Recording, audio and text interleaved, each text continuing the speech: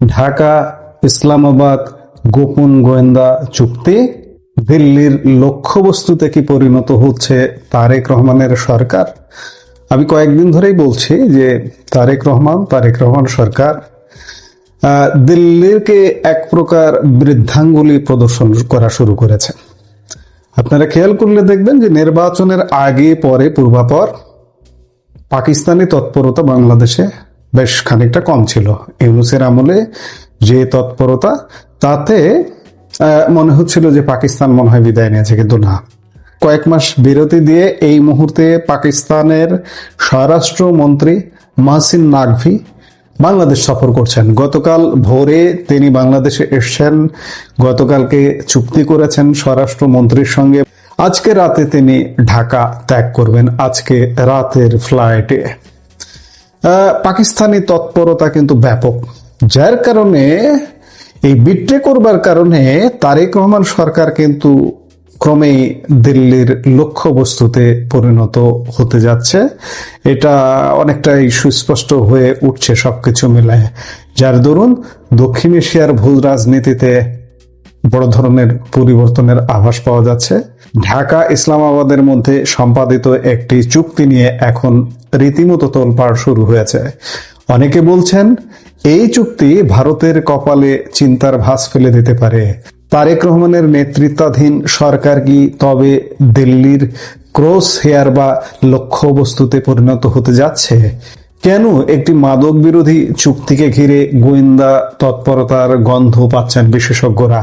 গতকাল 8 মে ঢাকার ইন্টারকন্টিনেন্টাল হোটেলে এক বিশেষ অনুষ্ঠানে বাংলাদেশের স্বরাষ্ট্রমন্ত্রী সালাউদ্দিন আহমেদ এবং পাকিস্তানের স্বরাষ্ট্রমন্ত্রী সৈয়দ মহসিন রাজা নাকভি একটি পারস্পরিক গোয়েন্দা সহযোগিতা চুক্তিতে স্বাক্ষর করেন। আপাত দৃষ্টিতে এটি মাদক নিয়ন্ত্রণ বা counter narcotics memorandum of understanding মনে হলেও এর ভেতরে লুকিয়ে আছে গভীর কিছু নিরাপত্তা সংশ্লিষ্ট বিষয়। বিশেষজ্ঞরা বলছেন এই চুক্তির মাধ্যমে বাংলাদেশে পাকিস্তানি গোয়েন্দা কর্মকর্তাদের উপস্থিতির একটি আইনি ভিত্তি তৈরি হতে পারে। দুই দেশের তিক্ত ও অমীমাংসিত ইতিহাসের প্রেক্ষাপটে এটি বাংলাদেশের জাতীয় নিরাপত্তার জন্য কতটা ঝুঁকিপূর্ণ তা নিয়ে এখন নানা প্রশ্ন উঠছে। চুক্তির একটি গুরুত্বপূর্ণ শর্ত হলো উভয় দেশ একে অপরের গোয়েন্দা তথ্য, প্রযুক্তিগত সহায়তা এবং কার্যকরী সহযোগিতা প্রদান করবে। কিন্তু সবচেয়ে রহস্যজনক বিষয় হলো শেয়ার করা কোনো তথ্যই তৃতীয় কোনো পক্ষকে জানানো যাবে না। অর্থাৎ এখানে গোপনীয়তার উপর চরম গুরুত্ব দেওয়া হয়েছে, অর্থাৎ এটিও একটি নন ডিসক্লোজার চুক্তি।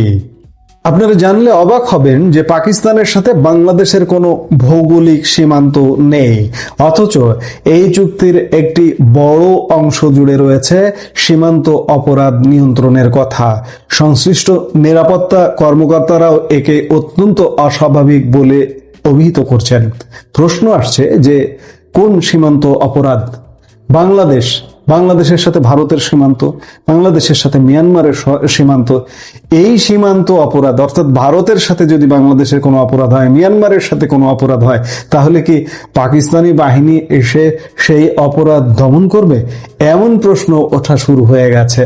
যেখানে বাংলাদেশ ও পাকিস্তানের মধ্যে সরাসরি কোনো পণ্য চোরাচালানের উল্লেখযোগ্য ইতিহাস নেই, সেখানে বর্ডার সিকিউরিটি শব্দবন্ধটি কেন ব্যবহার করা হলো? বর্তমানে মিয়ানমার এবং ভারত সীমান্ত দিয়ে বাংলাদেশে মাদক প্রবেশের অভিযোগ রয়েছে, কিন্তু পাকিস্তানের গোয়েন্দা সংস্থাগুলোকে যদি এই স্পর্শকাতর সীমান্ত এলাকাগুলোতে অবাধে কাজ করার সুযোগ দেওয়া হয়, তবে ভারতের নিরাপত্তা মহলে ক্ষুব্ধ হওয়াটা খুবই স্বাভাবিক। অভিযোগ রয়েছে যে ডক্টর মোহাম্মদ ইউনূসের অন্তর্বর্তীকালীন সরকারের সময় থেকে পাকিস্তানি গোয়েন্দা কার্যক্রম বাংলাদেশে অনেকটা সক্রিয় ছিল, যা কয়েক মাস বিরতি দিয়ে বর্তমান তারেক রহমান নেতৃত্বাধীন বিএনপি সরকারও অবস্থা দৃষ্টে মনে হচ্ছে যে বজায় রাখছে। এই চুক্তির আওতায় পরবর্তী 10 বছর বাংলাদেশ ও পাকিস্তান যৌথ গোয়েন্দা কার্যক্রম পরিচালনা করতে পারবে। ড্রাগ পাচারকারী ব্যক্তি বা গোষ্ঠী নতুন পাচার কৌশল এবং রুট সম্পর্কে তথ্য আদান প্রদান করা হবে। এমনকি প্রয়োজনে দুই দেশ একে অপরের অনুরোধে স্পেশাল গোয়েন্দা অ্যাক্টিভিটি এবং কন্ট্রোল ডেলিভারি অপারেশন চালাতে পারবে। এখানেই শেষ নয়, পাকিস্তানের স্বরাষ্ট্রমন্ত্রী মাহসিন নাকভি সম্পর্কে একটি বিশেষ তথ্য রয়েছে। তিনি পাকিস্তানের সেনাপ্রধান ফিল্ড মার্শাল আসিম মুনিরের ঘনিষ্ঠ আত্মীয়। একই সাথে তিনি পাকিস্তান ক্রিকেট বোর্ডের চেয়ারম্যান। জানা গেছে তিনি একটি বিশেষ অ্যাসাইনমেন্ট নিয়ে বাংলাদেশে এসেছেন। সবচেয়ে উদ্বেগজনক তথ্যটি হলো বাংলাদেশের প্রধান দুটি গোয়েন্দা সংস্থা এনএসআই এবং ডিজিএফআই কে এই অত্যন্ত সংবেদনশীল চুক্তি সম্পর্কে আগে থেকে বিস্তারিত জানানো হয়নি। মাত্র 24 ঘন্টার নোটিশে একটি মৌখিক বার্তা বা ভার্বাল নোটের ভিত্তিতে 12 সদস্যের পাকিস্তানি প্রতিনিধি দলের উপস্থিতিতে এই চুক্তি সম্পন্ন হয়, যেখানে পাকিস্তানের গোয়েন্দা সংস্থা আইএসআই এর বিরুদ্ধে মাদক পাচারের সাথে সংশ্লিষ্টতার আন্তর্জাতিক অভিযোগ রয়েছে। সেখানে এই চুক্তি বাংলাদেশকে ঝুঁকির মুখে ফেলছে কিনা তা নিয়ে গভীর সংশয় তৈরি হয়েছে। ভারত সীমান্ত এলাকায় লস্করি তাইবার মতো পাকিস্তানি জঙ্গি সংগঠনের উপস্থিতির অভিযোগ দীর্ঘদিনের। সম্প্রতি বাংলাদেশ থেকে ভারতে এই সংগঠনের অনুপ্রবেশের খবরও সামনে এসেছে। এমন পরিস্থিতিতে ঢাকার এই পদক্ষেপ দিল্লির সাথে সম্পর্কের ক্ষেত্রে বড় ধরনের ফাটল ধরাতে পারে।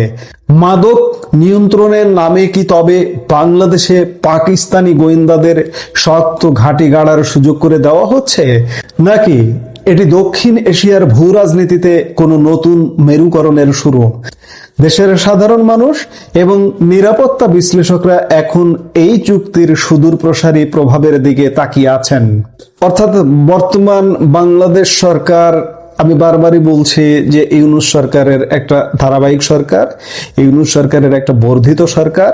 পাকিস্তানি প্রভাব ইউনূসের আমলে এখানে যেভাবে শুরু হয়েছিল, এটা দেখানোর জন্য বা যে কোনো ভাবে হোক কয়েকদিন কয়েক মাস একটু বন্ধ ছিল, এই তৎপরতা আবারও শুরু হয়ে গেছে।